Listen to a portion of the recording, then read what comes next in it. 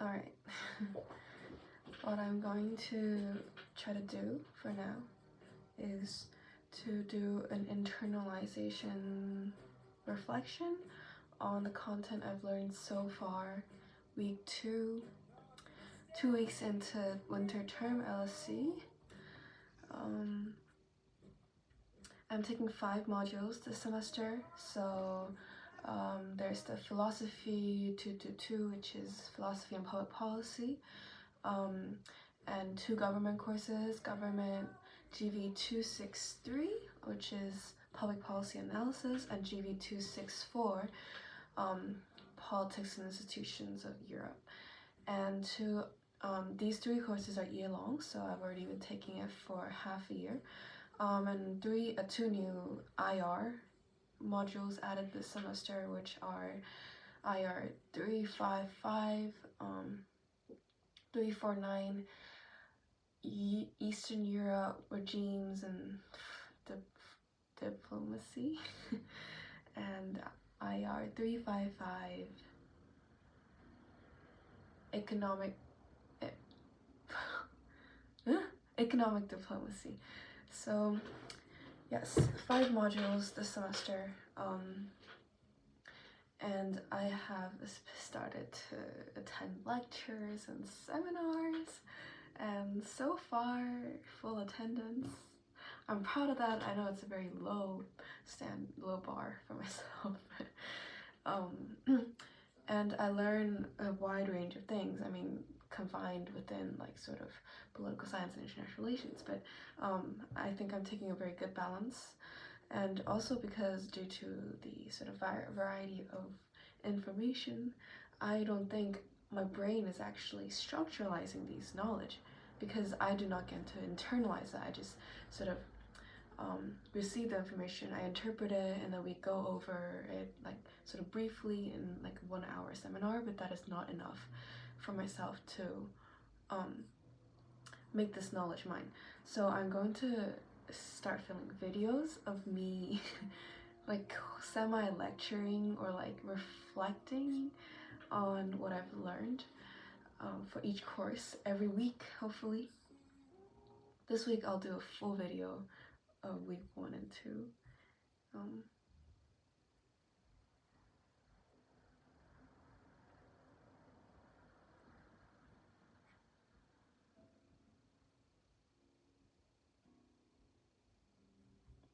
Yes. Alright, so I'll go in orders of philosophy, GVs, and then IRs. Oh, it's IR 379. Yes, sorry. It doesn't really matter. For me, it does. Okay, so week 1 of philosophy and public policy, the topic was, wait, I need to pull up the actual names of the topics, because I am a little bit of a kambatsu on that.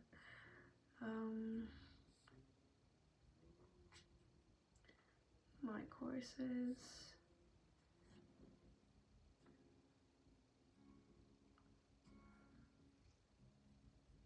Yes, week 1, winter term week 1 was regulating intimate relationships. So the lecture was about how people are not, sort of introduction context is that people aren't getting married enough, but a lot of people are still living with partners.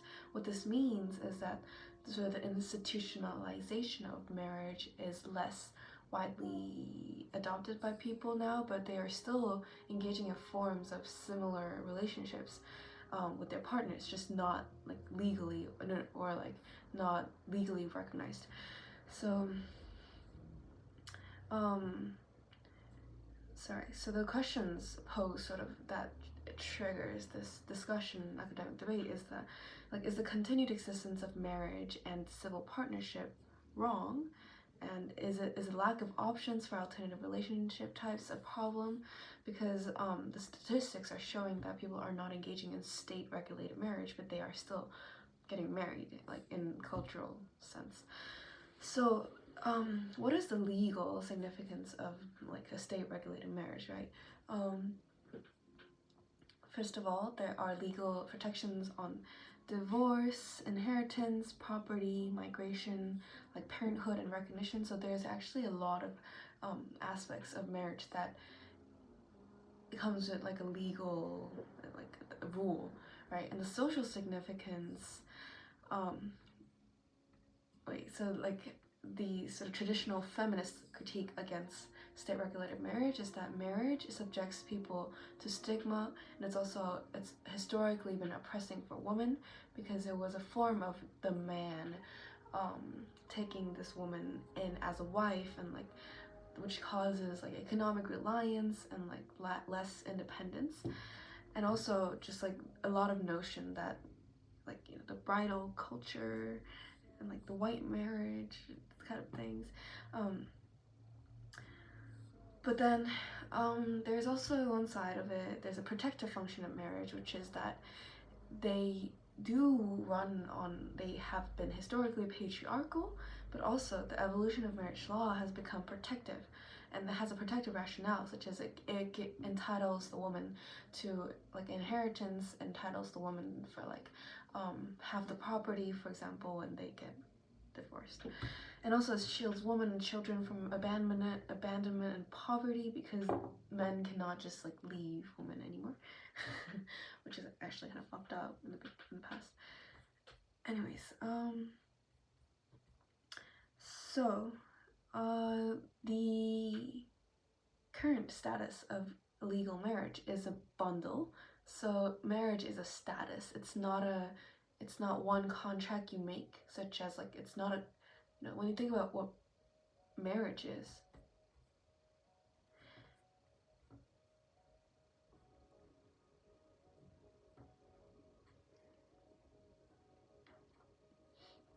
it's not you cannot define it in one sentence. It's a form of a bundle that comes with the contract of marriage. But like sort of the liberalist trend is seeing marriage as a problem because we live in a pluralist society. We have all different values, interests, beliefs, and plans. So to be liberally neutral, the state shouldn't discriminate between the different conceptions of a good life, right? Because it's essentially saying the state regulation of marriage is it's an implication of that marriage leads to a good life, and the other forms of alternative relationships are not. So they should not prioritize certain values of a good life. The concerns are like that marriage is illiberal because it harms others who prefer other ways of life, because there is still a lot of social stigmatization against people who choose to stay single. There are also other ways to regulate relationship and protect people besides marriage. There are no neutral justifications for the harm caused to others. So, the second concern is that it's about sexual promise, but I don't see the sort of significance in this argument in regards to policy, so I will skip it. Now, we've done some readings. The Marriage-Free State, which argues that, which goes beyond feminist critiques and offers a piecemeal marriage, in which people it's a mosaic version where people can choose what rules and what elements they would adopt. Whatever, it was kind of boring. And then in the class was very interesting. We came down to this tension between terminologies, in which marriage and civil partnerships have nothing different at its core, but the terminology shapes people's views and expectations. So the bare bones definition of marriage, which is actually hard to define, has one implication, but then the empirical reality, I guess, of how it's oppressive to women, and it is still shaping like a social stigma, was significant. So the question was, should marriage or any institution applicably be abolished for its empirical failure when there's nothing inherently abusive or wrong? That was sort of the main tension, because one side of the argument was that there's nothing inherently wrong about marriage. Like, the idea of marriage itself can be neutral, it can be equal, egalitarian, but then the other side is that, you know, certain policies, when its empirical reality is an outright failure, like, is there a value in maintaining this? But this argument is obviously sort of an extreme. And then, like, we've talked about sexual promise a little bit, and that was not really significant to me, but like the interesting part was when we came down to the sort of idea that promise has its responsibility distributed on both parties. So the promisee and the promiser both shared responsibility for making and accepting the promise, because there are certain types of, it's a spectrum of promise. There's no like distinct threshold, but there are some like absurd or just casual promises that, you know, people usually don't morally expect to have been kept. So yeah, that idea was interesting. All right.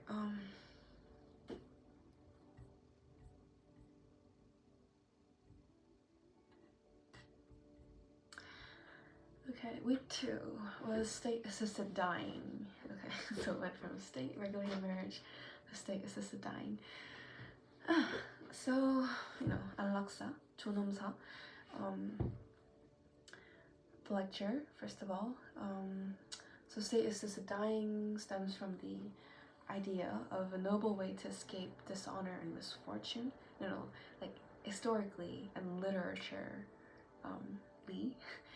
suicide has been pictured as a noble way to escape dishonor or misfortune in like the classic Greek tragedies, and also like a solution to anxiety, as some theories interpret.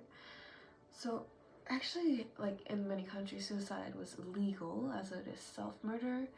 In England and even in Korea, and suicide attempts are now treated as medical psychological problems, so they are, as science on like mental and psychological health developed, then the connotation also shifted. Anyways, any forms of assisted suicide at the moment is considered homicide. So if you ask someone to kill yourself, that is homicide. There are 2 different questions: the morality and rationality of individual suicide, like just like suicide itself. But that, I think we're kind of past that debate.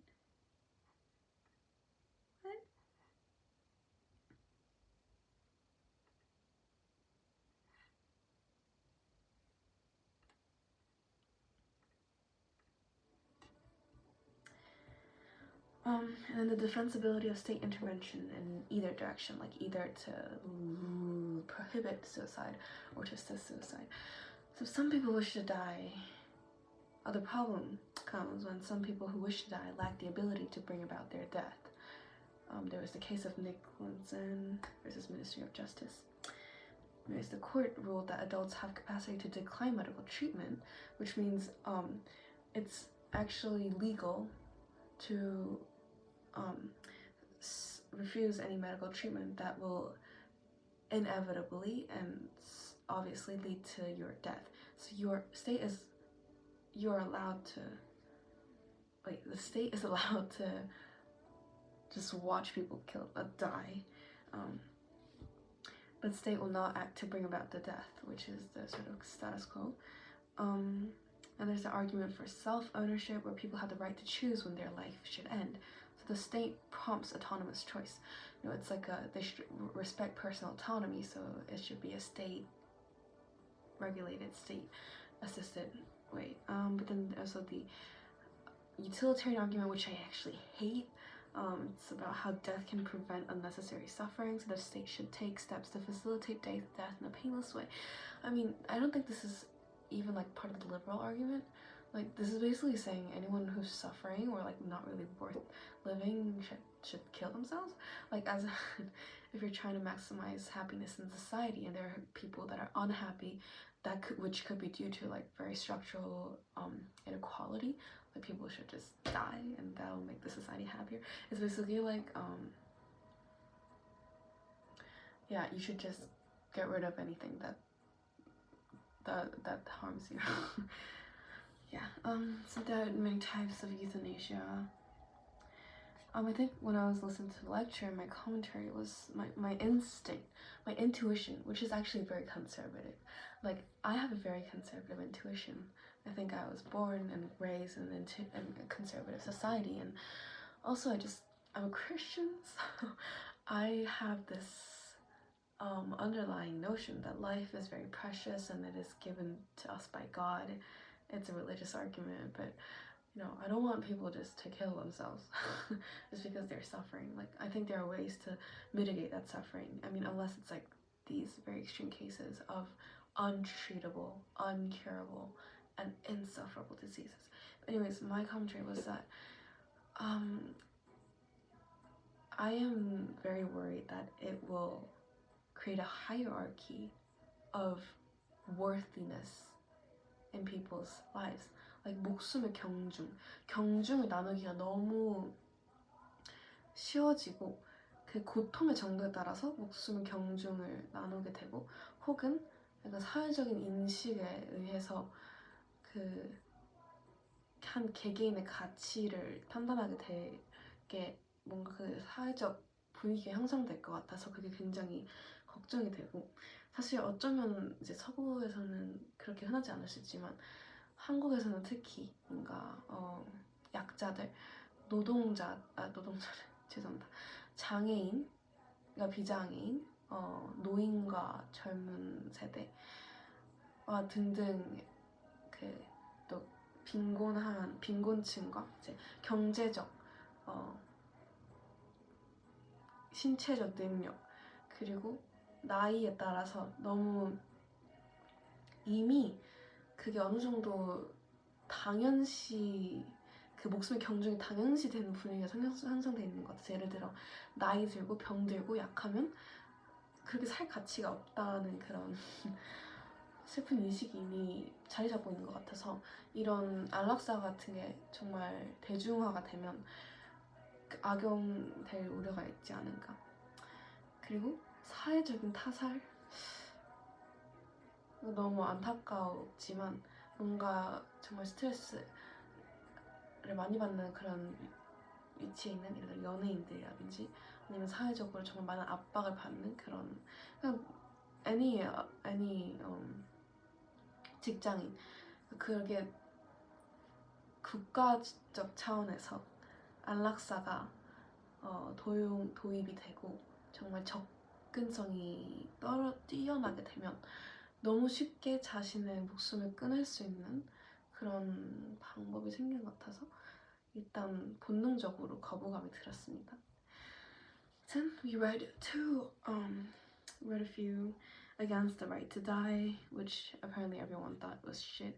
It was a shit argument because at the end he concluded on that on how the state should not decide, like the patients should not have the right to request it, but we should leave the decision-making authority on the physician. Sorry.